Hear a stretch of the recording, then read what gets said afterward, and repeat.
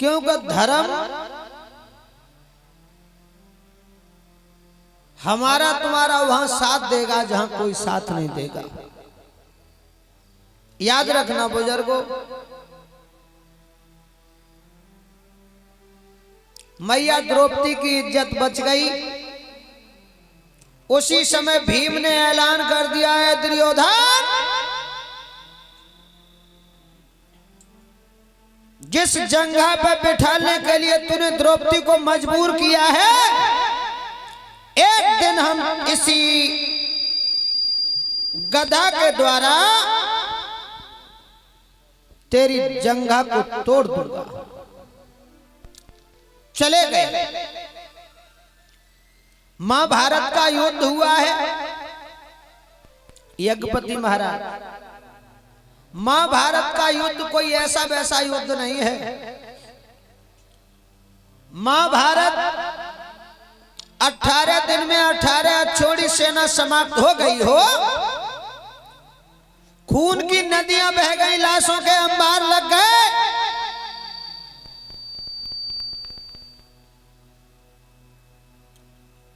भगवान की ऐसी कृपा पांडवों के तरफ हुई। मेरे प्रिय भक्तों, उस महाभारत की लड़ाई में भीम ने अपने गदा के द्वारा दुर्योधन की कमर तोड़ दी। जो जितने बुजुर्ग बैठे हैं, भगवान पापी की कमर ही सबसे पहले तोड़ता है। तुमने देखी हो गांव में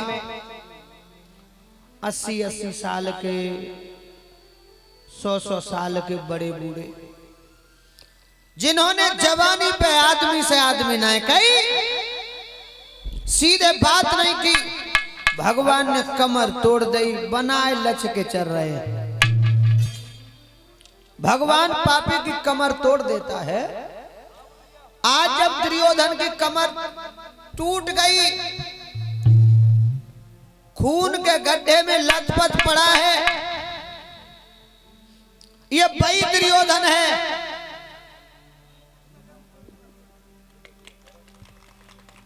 ये वही दुर्योधन है।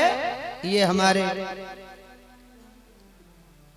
चरण सिंह यादव जो यज्ञपति का पद ग्रहण किए हैं, इनके द्वारा, और श्रीमान प्रेम सिंह, ये पुष्पों का हार हमारे गले में, और हमारे ये विनोद यादव, ये भी पुष्पों का हार, और विनोद यादव, अच्छा प्रमोद यादव, ये भी पुष्प। तुम्हारे तो हमें डाल, अरे अरे ये हमारे चाचा श्री राम नरेश, जिन्होंने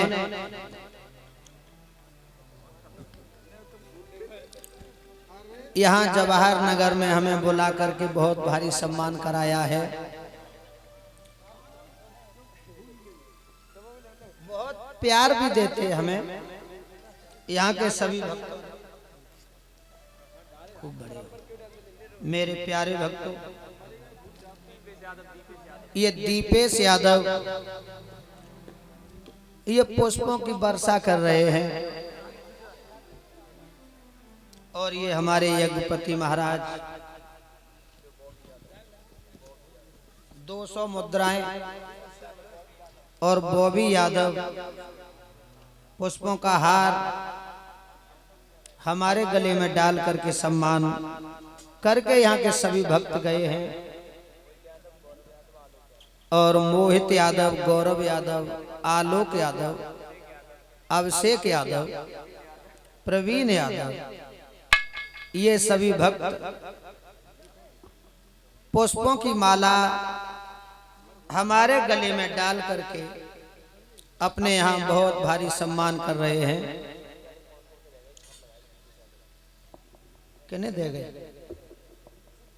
अच्छा, और दीपेश यादव पुष्पों का हार, 500 मुद्राएं। और हमारे बड़े भाई साहब की तबीयत खराब हो गई, हम नहीं पहुंच पाए दूसरे दिन, तो लोगों राम राम कह के 7 दिन काटे के आए। बोलिए गोविंद भगवान की जय हो। वहीं अपना ध्यान केंद्रित करेंगे सभी भक्त, जहां भगवान की कथा का प्रसंग चल रहा है। जब दुर्योधन यज्ञपति महाराज, परीक्षित महाराज, कथा कहां चल रही है?